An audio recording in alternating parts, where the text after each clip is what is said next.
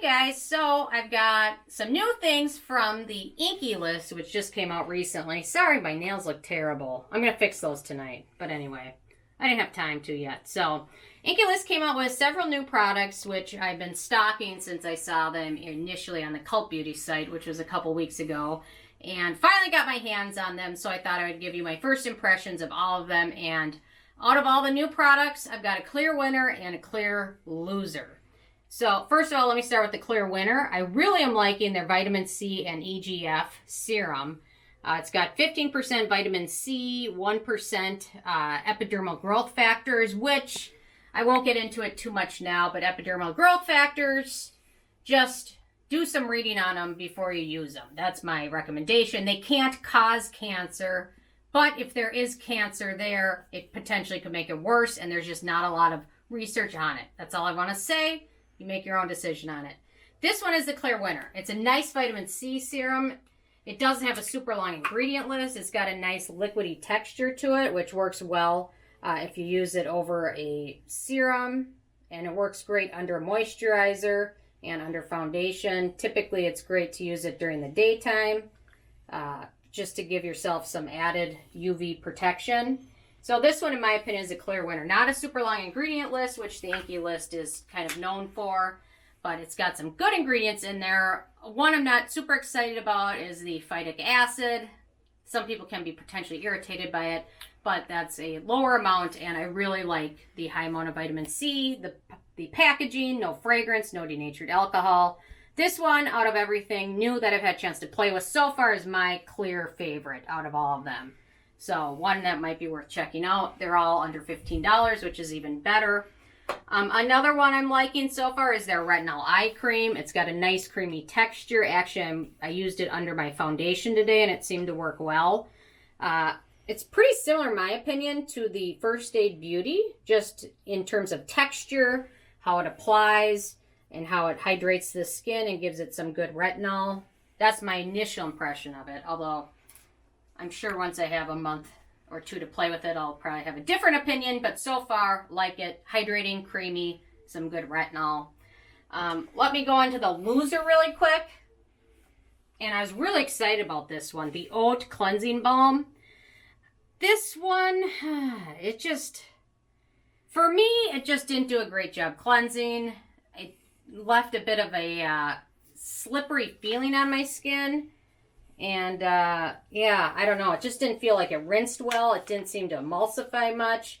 So this one, after I applied it to my skin and rinsed it off, I had to do another second wash. And then I was very diligent with my toner afterwards just because it just left a residue to it. I guess that's the word. So I was hoping to love this. I'm thinking maybe I'll end up more using this as a mask. They mentioned applying it to skin for 15 minutes and then rinsing it off so you can use it as a mask. Because I think it does have the potential to be nicely hydrating, but so far it just didn't work well as a cleanser, but maybe I'll love it more as a mask. We'll come to find out. So for me, it's actually the one I was most excited about, but not so much. I don't know. It's a giant tube too, so I'm going to have to go through it somehow. And then we've got a couple other products. Apple Cider Vinegar Peel. I'm not so excited about apple cider peels on skin. I use apple cider on my scalp a little bit, but I don't know.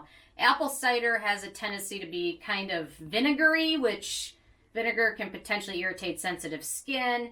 So I'll play with this one a little bit more before I give you the full scoop on it. But so far, I'm not super excited about it, but I'm willing to give it a chance. I'll try anything almost once. I'll try almost anything once. So anyway. And then we've got their Vitamin B, C, and E Moisturizer, which has some really good beneficial ingredients in there. A niacinamide. It's meant to be kind of a product that will help reduce oil production and also help moisturize skin and give it some good vitamins and nutrition. And so far, liking it. Feels very nicely hydrating and has some really good beneficial ingredients in there and no fragrance and alcohol. And it's also super affordable. So, so far, I guess... Oh! I almost forgot. This is kind of the big guy. The Peptide Moisturizer, the one I think that's probably getting the most attention.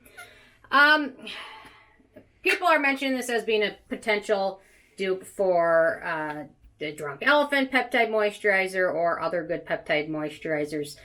You know, the Drunk Elephant one just has a bit more beneficial ingredients in there, more peptides, more other hydrating ingredients. This one is a bit slim in terms of other beneficial ingredients. The peptides are towards the end of the ingredient list. And it does contain benzyl alcohol, which is higher up on the ingredient list, which is typically used as a preservative. But for some people, that alcohol could be potentially irritating.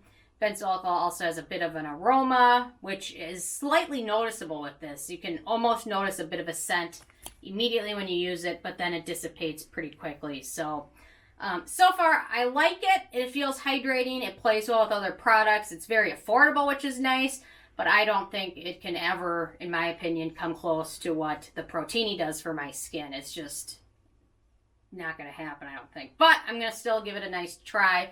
This one could just be nice if you don't have really aging skin. If you're younger and you just probably don't need as much peptides and things like that, probably is a good thing. Or if you layer with other good products, it could be a good kind of just a moisturizing, hydrating product. So I guess we'll see after I have a chance to play with it. But I do love the packaging and the price, and fragrance free. So I don't know, can't beat it there. So anyway, those are kind of my thoughts on the new Inkey List products. So I'm interested if you're going to pick any of them up, and if you are, which ones, or if you've already tried any of them, let me know what your thoughts are. So love hearing from you guys, and stay tuned for more tomorrow.